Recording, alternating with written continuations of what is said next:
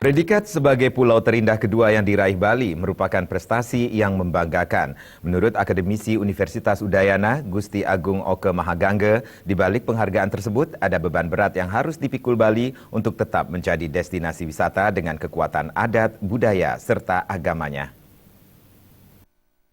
Pulau Bali mendapat predikat sebagai pulau terindah kedua setelah Pulau Galapagos dari salah satu majalah wisata dari Amerika.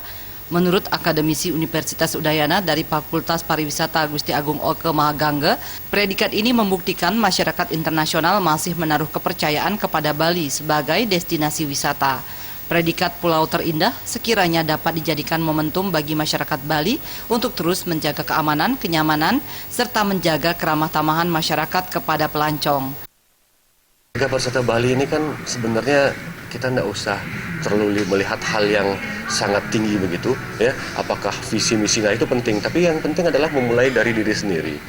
Kita bisa lihat kenyataan sehari-hari, kalau kita bisa memberikan kenyamanan kepada wisatawan dari hospitality saja, dari keramah tamahan kita itu sudah luar biasa, ya. Jadi bagaimana praktek di tingkat masyarakat Bali di tempat yang terkecil ini, ya, apakah individu-individunya, nah itu sudah sangat luar biasa, ya.